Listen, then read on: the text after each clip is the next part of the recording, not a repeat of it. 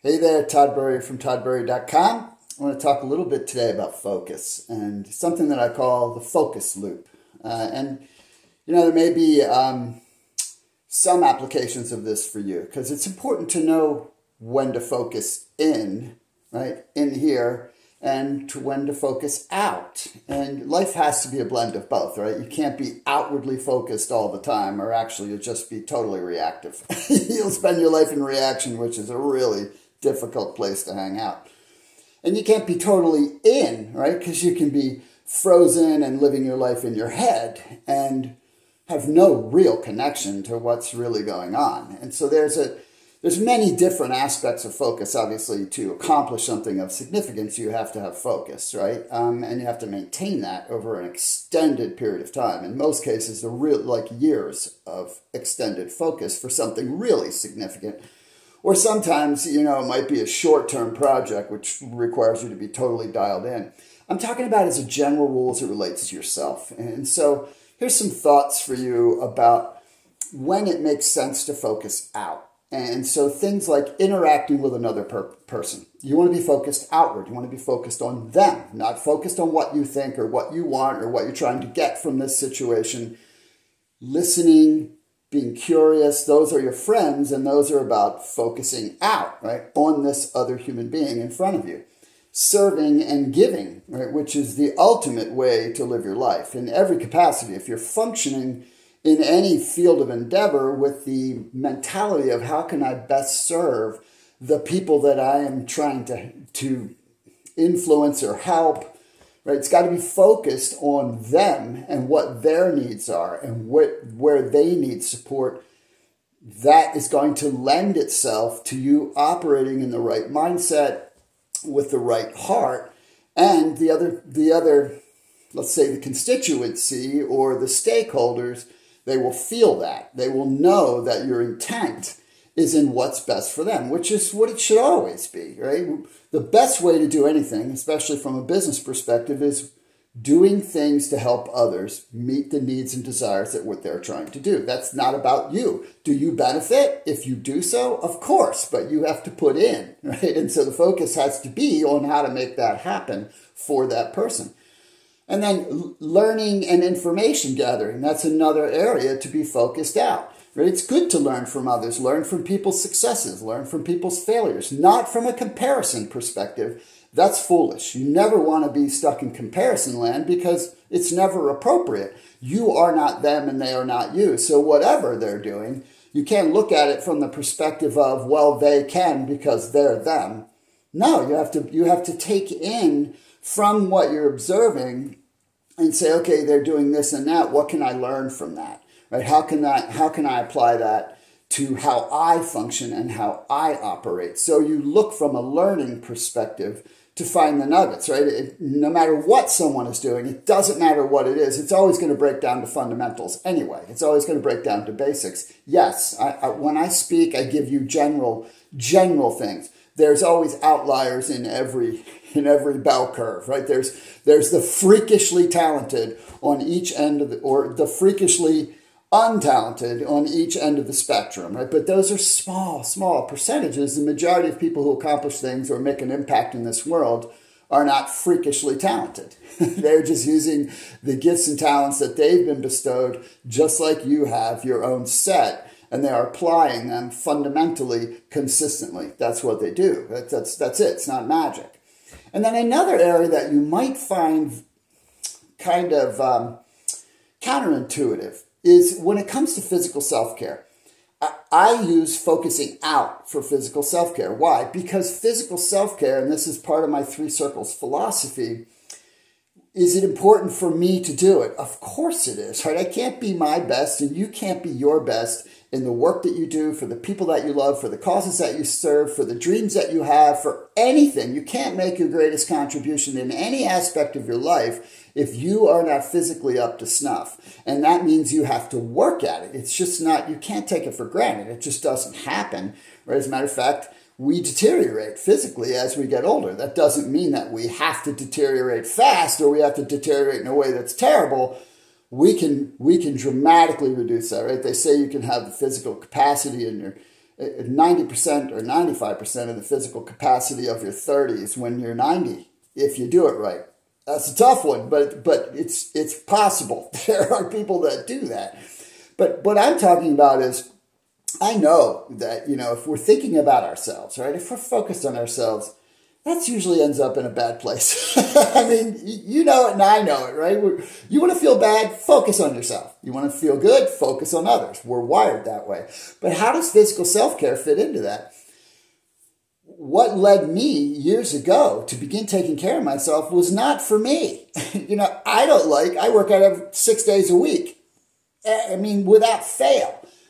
And I don't wake up in the morning and go, I can't wait to work out. I do it because it is important for me to be at my best, to serve the people that I care about, to be my best in my marriage, to be the best for my children, to be the best in the people that I serve and the work that I do.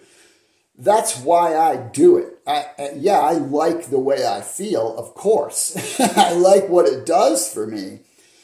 But you and I both know that what you get out of something typically isn't enough of a driver to make you do it. It's got to be bigger than that. And so I focus out for physical health and self-care. That's just how I've always done it, and it works because I'll do it for someone I love before I'll do it for me. So focusing out is all about being able to serve, which we're here to serve. I know people sometimes have not a great attachment to that word, when the fact is everything is about service, right? It doesn't mean you just shouldn't be doing work, but it's about helping someone else, helping your fellow man, helping your family, helping with your gifts, helping with your resources, helping with your talents, helping with whatever, because that is how everything works. We all have a role to play. And so serving is about focusing out, and all those things relate to that. Focusing in is about further developing your capacity to serve. And again, in case you're messed up with that word, developing your capacity to serve and serving at a higher level will lead to greater rewards for you. So there is a what's in it for you if that matters a lot to you. And it does, obviously. So focusing in, the time to focus in are things like reflection, self-reflection, or reflection on events, right?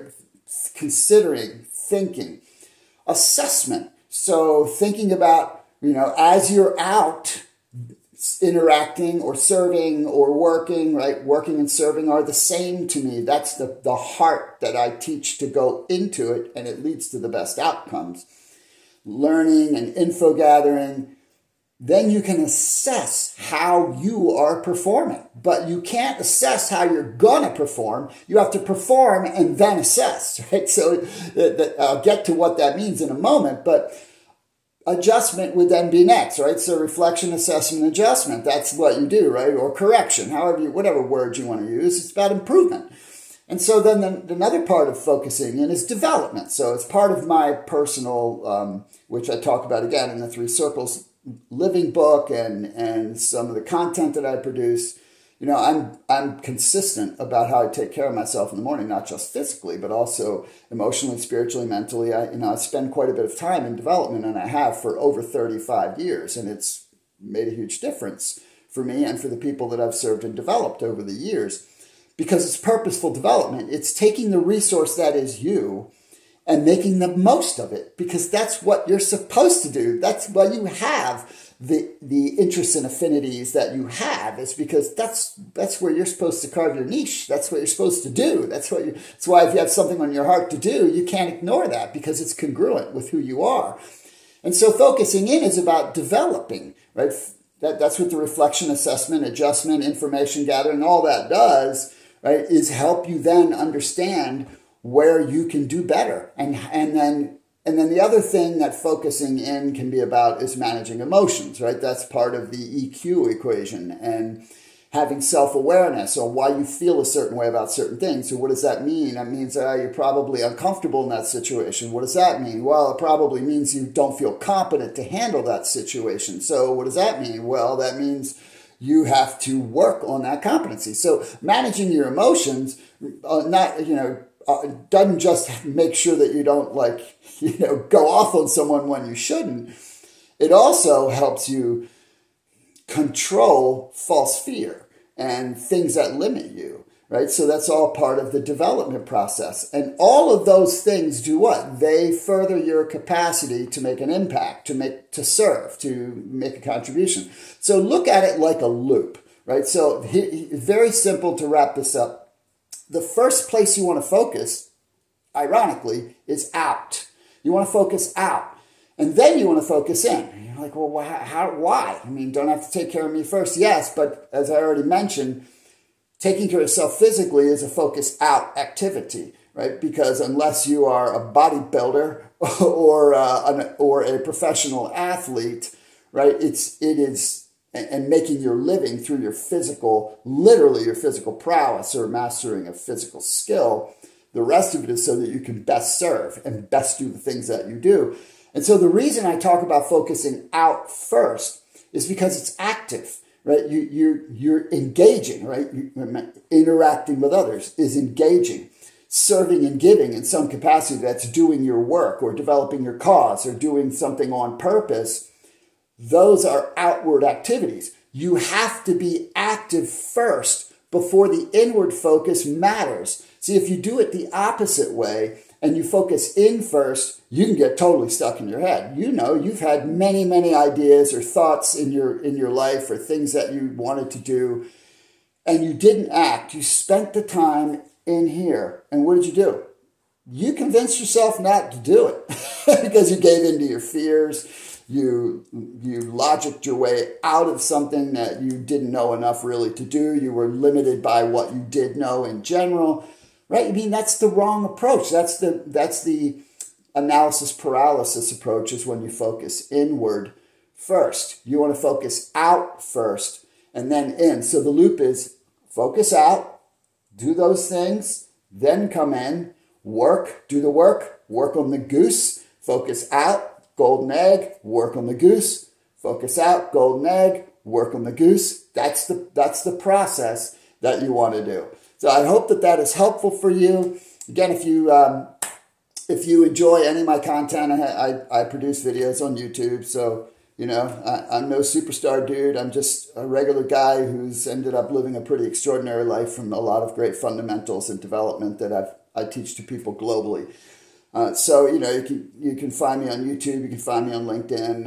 I produce content on my Facebook page. Or if there's something I can help you with that's in line with what I do in my primary mission, then reach out to me, because my whole focus is to help people live their absolute richest life possible, because that's where I believe we can make each of our own best contribution to others. Hopefully this is helpful. Have a great day.